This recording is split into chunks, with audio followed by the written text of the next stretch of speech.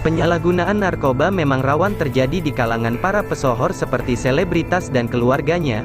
Mereka menjadi sasaran empuk dan gurih bagi para pengedar dan bandar narkoba. Operasi penangkapan atas pelaku penyalahgunaan dan peredaran narkoba juga marak dilakukan aparat penegak hukum hingga berbagai lembaga pemasyarakatan, seperti kasus yang melibatkan 4 selebritas tanah air kita yang terlibat kasus narkoba di tahun 2022. Siapa sajakah mereka? Inilah 4 selebritas tanah air yang terlibat kasus narkoba tahun 2022.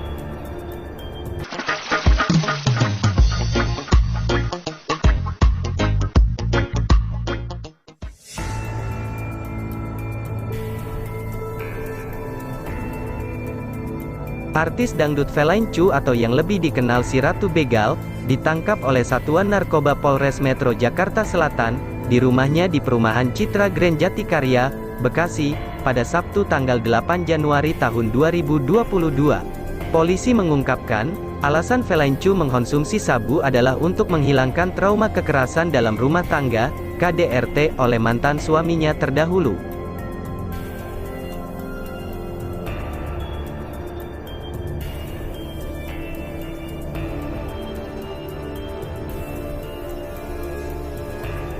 Naufal Samudra ditangkap di kediamannya di kawasan Ragunan, Jakarta, pada tanggal 7 Januari tahun 2022.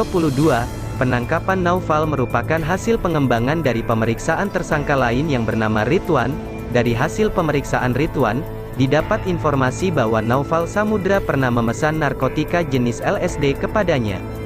Namun dari hasil penggeledahan di kediaman Naufal, polisi tidak menemukan barang bukti yang dimaksud.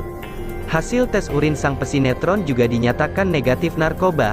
Karenanya, Naufal Samudra tidak dijadikan tersangka, melainkan hanya dijadikan sebagai saksi.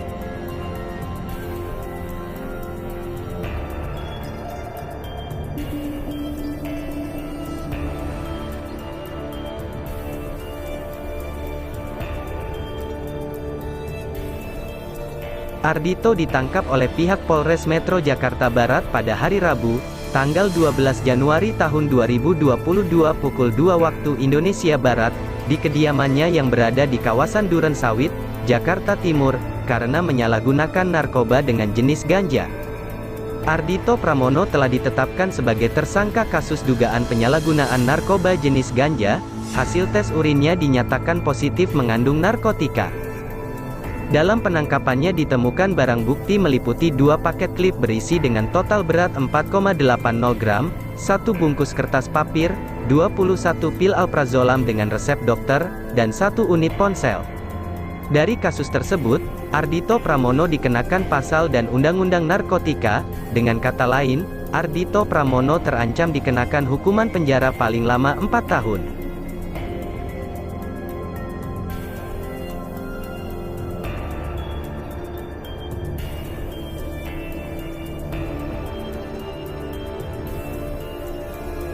Komika Viko Fahriza ditangkap polisi di rumahnya, kawasan Pancoran Mas, Depok, pada Kamis tanggal 13 Januari tahun 2022, sekitar pukul 18.15 waktu Indonesia Barat. Saat ditangkap, Viko masih dalam pengaruh tembakau sintesis. Kondisi tersebut menjadi bukti tambahan dalam penetapan tersangka. Selain itu, dari pemeriksaan juga terungkap bahwa Viko membeli tembakau sintetis secara online. Dalam penangkapan juga ditemukan barang bukti berupa tembakau sintetis seberat 1,45 gram.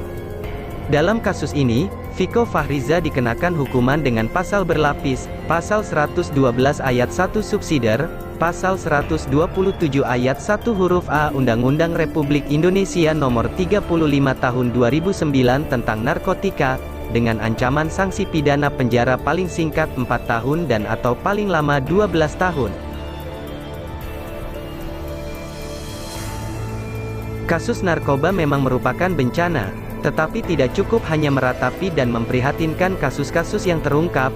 Hal terpenting adalah memerangi narkoba sebagai ancaman terbesar yang melemahkan kekuatan bangsa ini. Apa jadinya bangsa ini bila makin banyak orang terjerat narkoba? Cita-cita mewujudkan generasi emas bangsa Indonesia pada 2045 pun bisa-bisa menjadi generasi lemas, karena tak berdaya dalam mengatasi jebakan narkoba. Semoga kita semua dijauhkan dari godaan narkoba. Amin.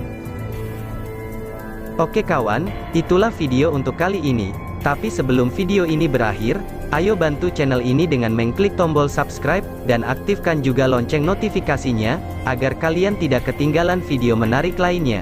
Terima kasih.